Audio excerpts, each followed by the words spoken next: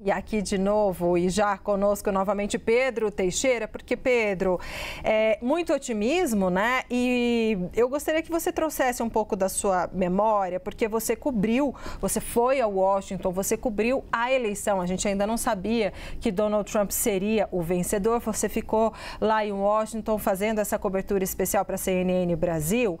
E ele traz uma ideia que ele falava muito, sobre a qual ele falava muito na campanha, né? De uma América próspera, América primeiro, enfim, esse otimismo que ele traz, quase megalomaníaco, como você faz a transposição do discurso lá da campanha para esse discurso, então, de posse, Pedro?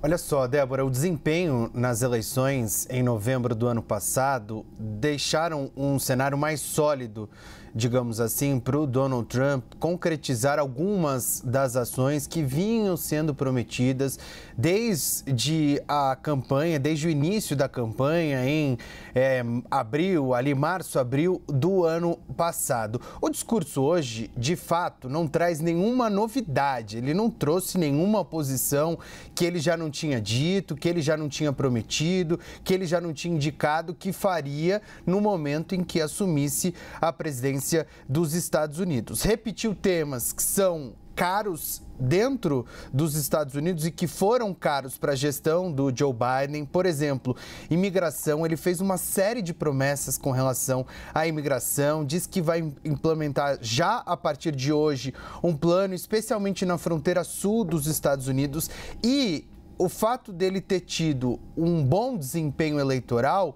dá mais força para que ele execute estes planos neste momento. Ele tem, por exemplo, maioria na Câmara dos Representantes dos Estados Unidos, ele tem maioria no Senado, ele teve maioria tanto no voto popular como também nos estados, na votação como é feita lá nos Estados Unidos. Então ele tem um cenário muito mais sólido e muito mais propício para que ele possa, de fato, concretizar todas essas promessas. Não à toa, no discurso hoje dentro do Capitólio, ele reiterou o que ele já vinha falando durante a campanha. A gente acompanhou, especialmente naquele discurso pós-vitória lá em Mar-a-Lago.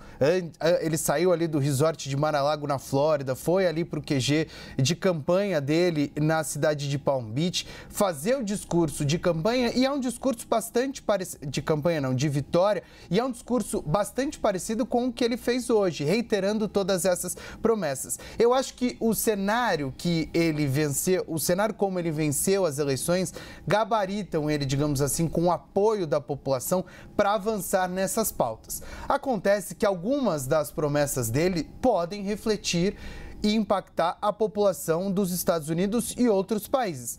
Por exemplo, as questões de imigração podem afetar uma série de comércios e serviços que são feitos por imigrantes nos Estados Unidos, que podem deixar o país, serviços ficarem mais caros, pega a inflação lá, que é um assunto muito caro. Tarifas é outro assunto que pode sim, de fato, impactar a população americana, se de fato ele concretizar este plano tarifário que ele indicou hoje, de aumento de tarifas em 10% para outros países e em 60% para a China. A China, que é vista como uma espécie de inimiga ali de Donald Trump, mas ele tem uma boa relação com o secretário do Partido Comunista Chinês, o Xi Jinping, presidente da China. Ele, inclusive, convidou o Xi Jinping para participar do evento de posse lá em Washington nesta segunda-feira.